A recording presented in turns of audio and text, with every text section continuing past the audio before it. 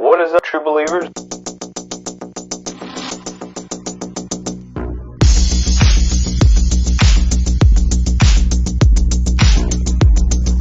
The eternal truth. The eternal truth. The eternal truth.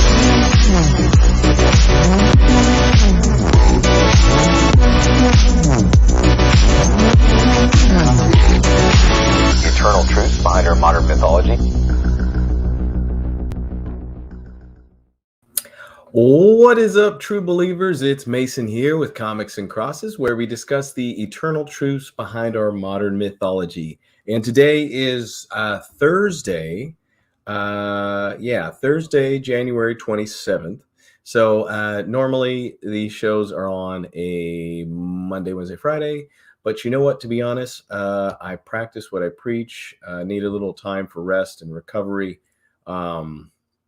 just from work, overworking, and my children not wanting to sleep in their perfectly fine beds that I purchased for them with my hard-earned cash. So so that's that. And but it's okay. It's okay. It's going to be a great day. It's a Thursday. It's 8:30. I know everything's all off right now, but if you're watching this on replay, hey, still the same great experience, the same great Christian comic experience. Although I will say that my show is not just or even primarily for Christians. This show is, I would call it the number one Christian morning show talking about non-Christian content. So if you're into comic books, superheroes, and things of the like, this is a great place to be. This is a great place to check in the morning. So just want to encourage you, help you get through your week, talk about some fun stuff. So something that I did miss by not going live on Wednesday was the new thing that I've started, a sort of regular routine, which is Walking Dead Wednesdays. Walking Dead Wednesdays. So I am a total Walking Dead noob, total Walking Dead virgin up until a few weeks ago. I had never read a comic book. I had never actually seen any of the episodes of the show. I only saw the little intro that plays on Netflix when it was on Netflix. I don't know if it still is, of a guy on a horse or something. But yeah, so I know it's about zombies, and I have now read 3 issues since The Walking Dead has been re-released by Image in color. It was originally a black and white comic book series, but it has been re-released lately.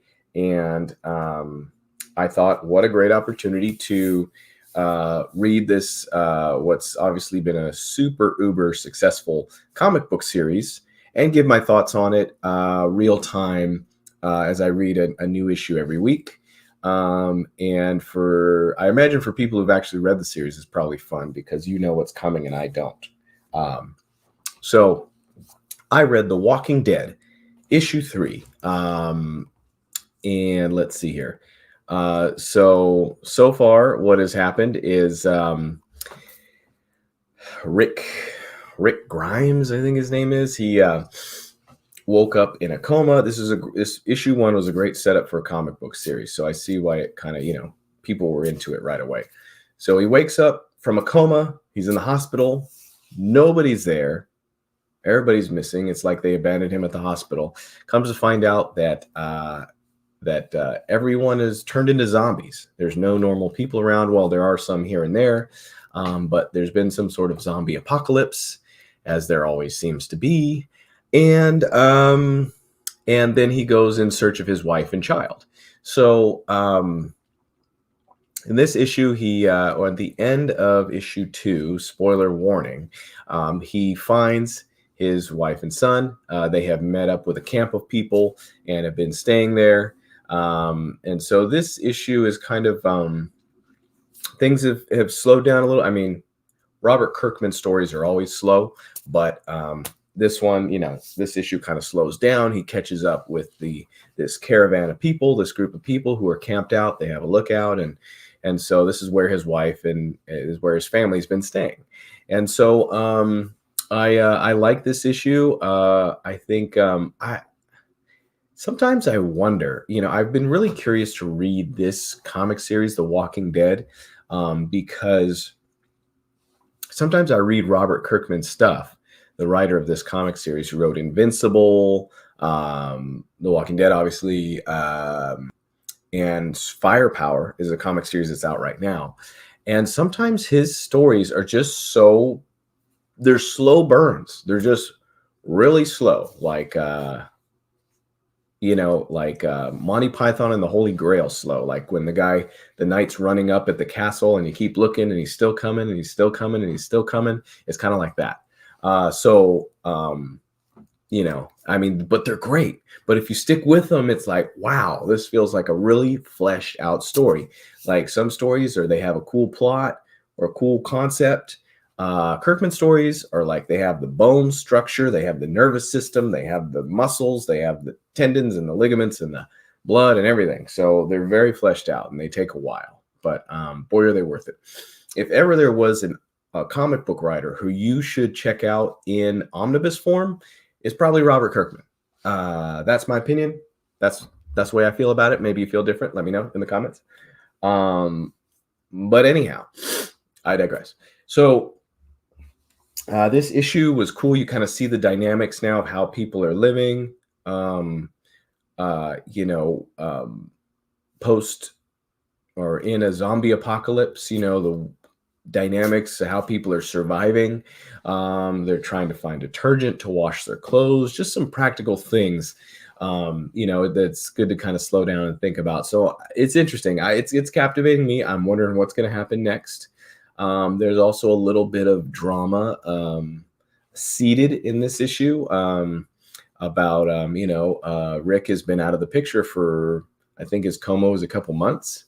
And his wife has gone through a life and death situation with his best friend, so who may be a little interested in Rick's wife. So a little bit of that seeded. So it's one thing to try to survive a zombie apocalypse and not get bit and turned into one yourself, and it's another thing to also watch your back for your best friend trying to steal your wife. That's makes it even tougher. So a little bit of that going on. So all in all, I think this is a really fun series, really cool. I'm interested to see what happens from here. There's kids involved, there's older people, there's younger people. So I don't know what's going to happen here, but I'm enjoying it. Anyway, so that's my Walking Dead thoughts for Walking Dead Wednesday. There is actually one thing that I thought was worth talking about in this book. So in the book, the couple of the men go out to go hunt. Another of the men is standing guard, like up on top of his motorhome, making sure that there's no zombies coming. And then the ladies are going out and they're washing the clothes. And one of them kind of makes a comment of like, why can't I go hunting? And we got to go wash clothes, are we going to be able to even vote after everything goes back to normal? Is this like how it is? And it made me think, it's kind of, I wonder in life or death situations, do we as people kind of go back to like a very simplistic, men are protectors, women are, caring for the children or staying back, I don't know. I mean, I guess it depends on your numbers. If there was a tough chick who was a good shot, I might have her be on the protection crew side. If it comes down to survival, but I don't know. And is that, a lot of times, Christianity is kind of, accused of or considered to be like archaic, taking people back, women in particular, back to the Dark Ages. I want to be fair in the way I think about this because I am a Christian. I don't currently believe I hold any kind of oppressive views towards women. And certainly I know that that's not what Jesus was teaching. I think that oftentimes people equate Christianity with being problematic or oppressive towards women or even minorities, or I don't know what, but I think it's pretty unfounded. Christianity, its message at its core is the significance of all human life as being designed by an ultimate designer, by a creator. So I think there have been there's some harsh examples of things in the Bible that are, I think a little challenging to understand the context of. But at the same time, I mean, Jesus used women in his ministry a great deal. They were involved in while he was here on the earth. He actually revealed himself to women and did a number of things that weren't really jive with somebody who was trying to appease the current culture or the gender norms of the time, in my opinion. So yeah, I know Christianity to be basically an idea of reconciling humanity to God, to its creator, and its creator really did not design one people group or one gender or one race or anything to be superior over another. In fact, it would conflict with the whole way in which God the Creator is described as three in one. So God is described as a triune being, meaning he's not just one, but God the Father, the Creator, Jesus Christ, and the Spirit of God, the Holy Spirit, are three persons, three entities, one being. So, which neither is, none are greater than the other, but they all mutually submit to one another. So, consider that for a second. Consider that God, the way God is described in the Christian Bible, is as a being that is multiple, is three in one, and is mutually submissive, is in perfect harmony, is not oppressive over itself, God, and then consider that God's design for creation. Do you think that a God like that would create humanity and then desire for one group of people to be in power over another, to have a higher status or ranking than another? So now I'm pulling out a lot just from a Walking Dead issue, but but it's a good conversation to have, to think about. It's good to think about, does that even make sense? Would a being like that, Captain Comics, ahoy, what's up? Thanks for joining in. Good to have you with us. Oh, and I got wifey on board too this morning, so it's going to be a good day. So that's what I would bring up in this situation, looking at this comic in this kind of scenario. So that's a little something to consider for Walking Dead. Now, back to a few other things.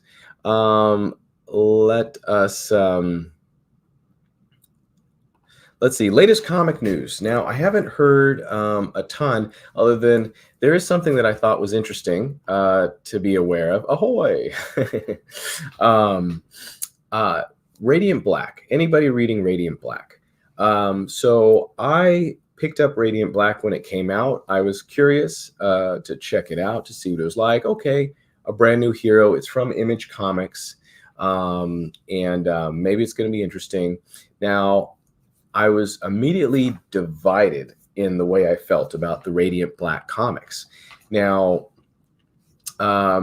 Radiant Black seemed to have amazing writing and like great, really crisp storytelling. Like, I'm like, okay, this is really dynamic. But the main character annoyed me. I did not like the main character in Radiant Black.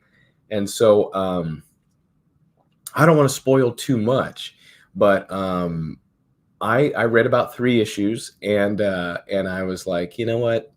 I'm just gonna stop here. Actually, I read 1 and I was like, no thanks. The main character's not motivated. He's like, wishy-washy. He's like not really, the power came to him without him really doing anything to earn it or desire it, and then I somebody said, oh, you should keep trying, it's really good, whatever. And I thought, okay. So I got 2 more issues and I read it, and I thought, I just can't get into this character, so I dropped it. So then I'm at the comic shop talking to somebody who works there, and Radiant Black comes up, and he's like, I don't want to spoil it for you, but that character that you don't like doesn't necessarily, things change up. So I thought, what? Okay, well, I love the writing and I was hating that main character. So I gave Radiant Black another shot, and lo and behold, it's got some cool surprises to it. It really takes you somewhere that maybe you weren't expecting at the beginning. So Radiant Black is getting, there's a one shot called Supermassive, I think, that's coming out. And there's like Radiant Red. There's Radiant Black's world is about to expand. So if you've been on that comic series early, or if you want to jump on now, it could be a whole new world to explore and, see if you like it. It's kind of neat when you feel like you can get in on the ground floor. So you're saying there's a chance. Yeah. So it's cool if you can get in on these new universes and try them out. So, because there's going to be Radiant Black's world is going to be expanding. There's another character called like Supernova or something, and Radiant Red. It's on like issue 11 or so, I believe.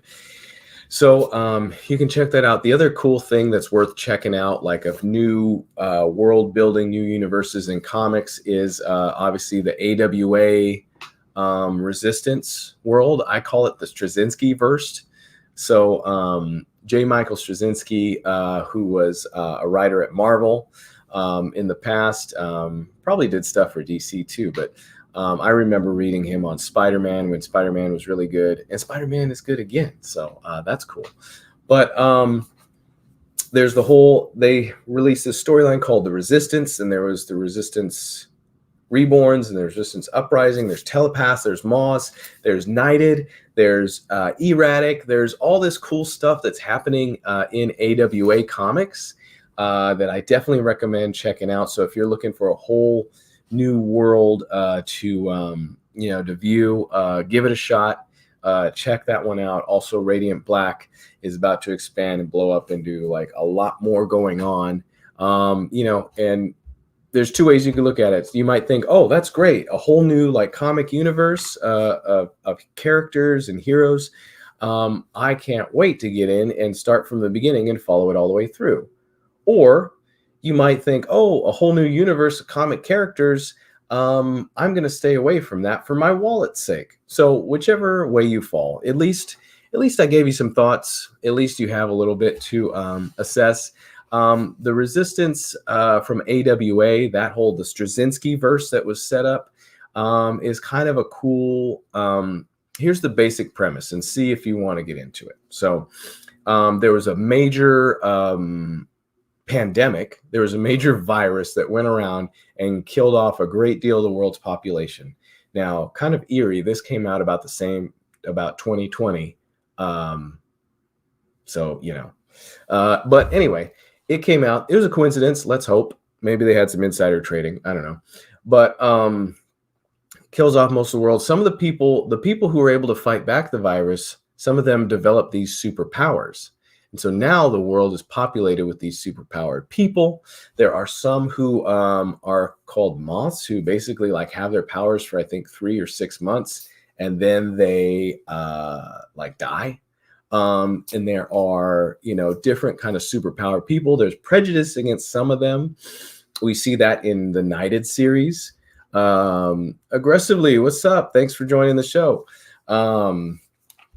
So I'm talking about the AWA kind of Straczynski verse universe. There's telepaths now, and so I'm actually a little behind, but I've been reading Knighted. I really loved Erratic because it felt like a new kind of teenage superhero, kind of like a new Peter Parker that I could get into. So that was really fun, kind of lighthearted in a way, maybe a little cartoony, but it was enjoyable. Erratic, and then I'm reading Knighted right now, which is kind of like somebody gets thrust into the role of Batman. Um, and so those are cool. And then if any of you on here missed it, I was covering also the world of Radiant Black, which is really blowing up. We got multiple characters coming out, spinning out. There's going to be a one-shot coming up next month with called Supermassive that has these new characters in it, and or just kind of expanding upon the lore. So that's something cool to get into, to check out. So another subject I wanted to bring up here was I guess you could. This is another verse, the Filoni verse. If you're into the Mandalorian and kind of the new world that's being set up over in Disney Plus, Mandalorian was like their first real lead out show that they had, like when they were starting their subscription service, Disney Plus. That was kind of like a front running thing that they had to represent of the content. And so Mandalorian has been a big hit, thanks in no small part to Grogu, or Baby Yoda, as he's affectionately called. In fact, I was just at the comic shop yesterday for New Comic Book Day, and check this out. I got a Bounty on Board air freshener for my car. That's pretty awesome. And it was free. So God bless America. You know what I mean? My kids are going to love that. They love Baby Yoda. Anyway, the Filoni verse. So that's another universe that has been expanded upon in Book of Boba Fett. Now, here's what I have to say. I have not been watching the Book of Boba Fett for a few reasons. My wife wants the Baby Yoda thing in her car. For sure, babe. You got it. I have not been watching Book of Boba Fett for a couple reasons. My wife that you just saw refuses to watch it with me. And when you're married with small children, there's only so much programming you can get in every day or every night when the kids are finally out. And two, I've heard bad things, bad things. I've heard just that it's weird, that it's not Boba Fett as we know him, that all of a sudden Boba Fett's talking a lot, that there's Power Ranger characters, that there's just a lot of oddity to it. And the other thing is I have never cared too much about Boba Fett. Maybe it's because I didn't read comic stuff and real more expanded. So I only knew Boba Fett from the movies, from The Empire Strikes Back and Return of the Jedi. And as far as I knew, he was a bounty hunter who disintegrated people, but didn't say much, got Han Solo, and pretty much fell into a giant, like, teeth-filled hole in the sand. So for everybody who thinks he's like the baddest, whatever, they must have read comics about him or something, because from what I've seen, he is not that big of a deal. And then for him to come back as a out of shape, middle-aged Boba Fett is like, why should I care about this? So all those things combined, I have not watched. Although I do want to watch, because spoiler warning, I hear in the most recent episode, the more popular Mandalorian character, the Mandalorian, Din Djarin, makes an appearance. So, I think the Mandalorian storyline has been really cool, really captivating, and actually almost more mysterious and more interesting because of the inclusion of a religion component that wasn't present in any of the other Mandalorian stories that were there before. Like, for example, in the Clone Wars, you see the Mandalorians there, and you get, familiarized. Okay, Cap likes the show, says it's bomb or da bomb, if you will. And again, I have not seen it. So these are my going in judgments before watching the show. But what I was saying, oh yeah, so the Mandalorian, kind of interesting because where you would see like what's her name, Sabine Wren, and these other Mandalorians that Ahsoka and the characters would interact with in the animated series, the Clone Wars. This Mandalorian is more like a cowboy. He's kind of like a lone ranger, and kind of like the Jedis that we see in the original trilogy, whereas most of the Jedis have been wiped out. They're kind of like off on their own, in hiding, sort of, and that's how Din Djarin felt in his series. So, and also on top of that, he has this code that was new to people, and I thought at first oh, are all Mandalorians don't take their helmets off? But then you think back and you're like, wait, I've seen a bunch of Mandalorians take their helmets off. So he has this code. He can't show his face to anyone. It's like and then we come to find out in season 2 of The Mandalorian, spoiler warning, but hopefully you've seen it by now, that he's actually a part of a certain sect, like a cultish sect of the Mandalorians who adhere to all these really strict rules and have sort of a religion formed around the old ways of their home world, which is no more. Mandalore has been kind of destroyed or just overrun. So kind of interesting, and I will, excuse me, I'll be the first to admit that religion has a ton of negative connotations in the world, in at large, and in society, in American culture, and even beyond that, in Western culture, I'll say Western civilization. So, so it's been really cool to take this mysterious. I think that the added level of mystery in The Mandalorian really pulled people in, and then on top of that, you get cute, adorable Baby Yoda, which is like, it's something that everybody didn't know that they needed, but they sure as hell did. Like, wow, like, like, where have I been and why have I not had Baby Yoda in my life? That thing took off like gangbusters. So, so that's been huge and has pulled people in. And let's see what Aggressively has to say. Yeah, I'm with Cap, and the Star Wars universe is incredible right now. The larger story being told across multiple eras and mediums is an achievement in art like no other, in my opinion. Okay, so that's some high praise coming from Aggressively Relaxing for the Star Wars universe. So that's cool. That's good to hear. Because I hear, I personally was super disappointed with the sequel trilogy. And then it just seems like I liked Solo, the movie, when it came out. I thought it was fun enough that I didn't mind it, but I know there's a lot of talk of that, having issues and not being a big success, which, wasn't perfect, but I loved Rogue One. Oh, I love that movie. I thought it was so great. It was so cool to see a different kind of Star Wars story. Although that's kind of was inserted in a place in time, kind of that we all already knew, was sort of like right before A New Hope. So it's not like this newer kind of, sequel era, beyond kind of timeline, but it's in there. It's in there. So so it's cool to see some people are really liking it. Now I took a look at High Republic, the comic book, and I think there's 2 of them, which is kind of confusing. And it wasn't really for me. It didn't really interest me a ton. So, so that's great. So some people are really loving it.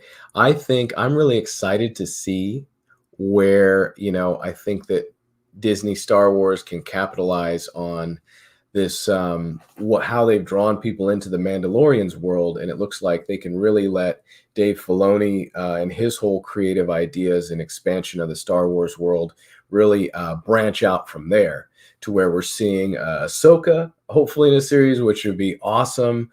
I'm honestly not too excited about Obi-Wan. I know that's been a long time. Ewan McGregor was awesome as Obi-Wan. He was like the perfect casting in the prequel trilogy. Um, but I don't know, sometimes they jam too much into an area that hasn't been talked about, and then you're like, did that really happen? Uh, you know, like could really all this happen while he's hanging out on Tatooine? That's just the way I feel about it. But so I'm not too excited about that one. It's also had it's been in development hell for a long time. It was going to be a movie, it was going to be this, rewrites and that. And sometimes that just means once it finally makes it out, it's a hot mess. But seeing Ahsoka series and some of the other things, I think is going to be really cool. Let's see what Aggressively has to say here about even the multicolored Vespas. Yeah, I heard a lot of people making jokes about that. Seeing everyone is making a big deal out of, felt like an American Graffiti homage, but there is money in those being mad at pop culture hills. Yeah, yeah. There's I've noticed that too. There's a lot of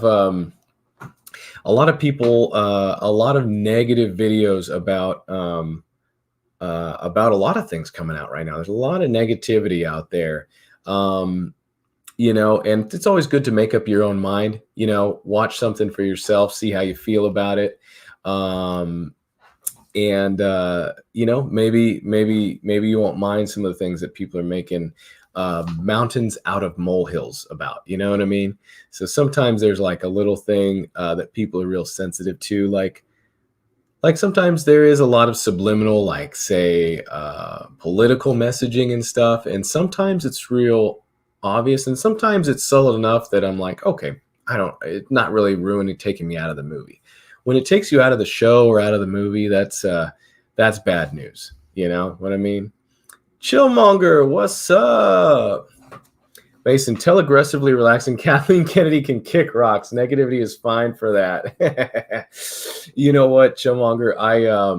I think I land more on your side. I think that yeah, some of the direction and what's been done with the new Star Wars has not been to my liking, has not been for my taste. But it's cool to hear from people too who are liking it, or who are digging the direction it's going. I'm hoping that there's more of the good stuff, coming out of the Filoni verse. I think that whether it was Kathleen Kennedy, who, if you guys don't know, is the person running Lucasfilm, or running the Star Wars side of things, kind of the productions, the shows, and the movies. There's been a lot of criticism, especially on YouTube. If you go look around, a lot of criticism of her, a lot of hoping that she would be fired because, look, okay, let me say this. This is going to sum up my feelings on it, is that the sequel trilogy, I walked out of The Force Awakens. I remember seeing it and my friends were really excited and they were talking about all this and that. And I walked out and I was like, I feel like I got half a movie. Like, I was so annoyed that it was a ton of member berries, and I like, at no point in The Force Awakens did I have any fear that they were not going to blow up that Death Star.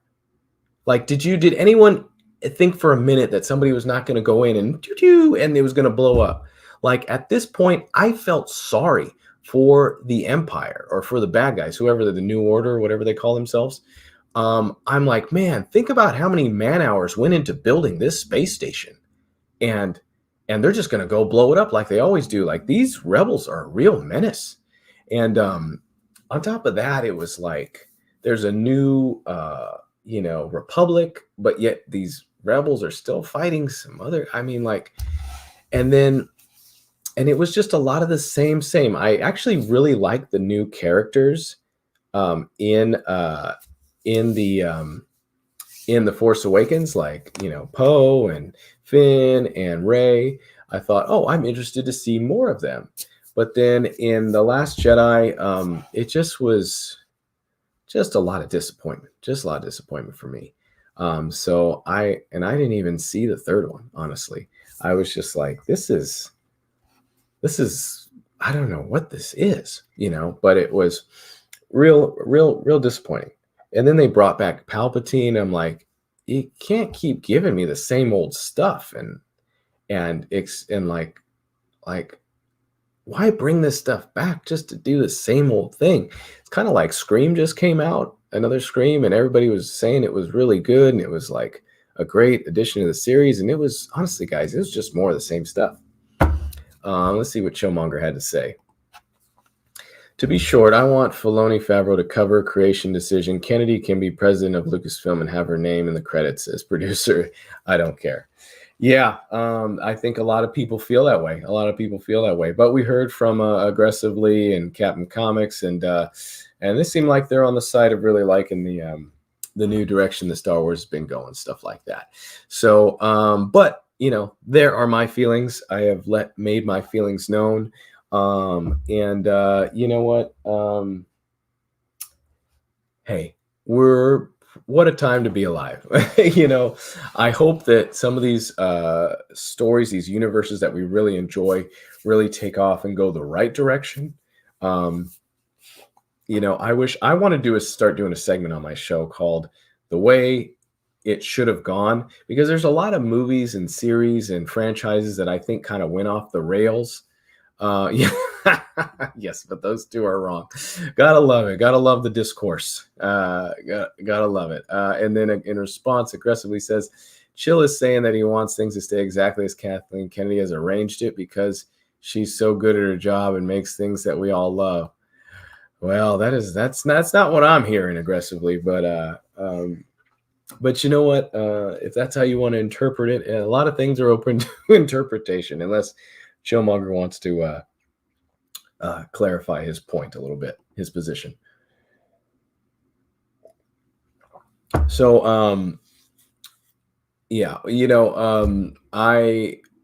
I hope that we get. I want to see Ahsoka because I think the way in which Filoni seems to tell stories, has been really in sync with Star Wars. It feels like Star Wars. It makes Star Wars fans feel like, yes, these are the characters that I know. And I think some of the biggest disagreement in fandom comes around just taking.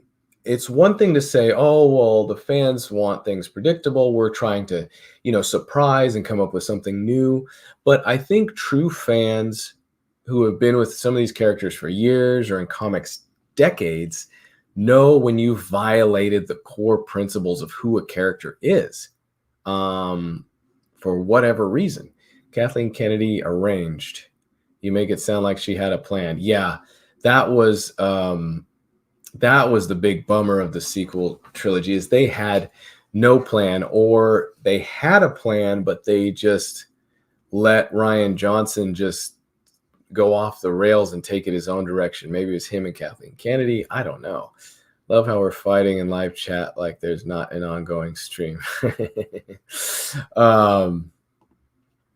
Did you not see the plan? Also, don't worry. Me and Cho go back and forth like this all the time. Perfect. It's good to hear both sides and make your own decision. So anybody watching this replay, I hope you know that there are, people feel both ways. And I certainly have majorly disappointed with the sequel trilogy. Had no plan. I think it was a lot of just trying to do stuff to make the fans happy, but really being out of touch and not knowing. So, but I have people I work with who are like, oh yeah, the Rise of Skywalker was great. Like, I don't know. So anyway, folks, I really appreciate you joining me. This was a kind of out of my usual time slot and went a little long today, but just having fun talking about some different subjects. So it's Thursday. Have an awesome conclusion to your week. I'm going to try to come back on live tomorrow. God bless y'all. Be good, be well, and I will see you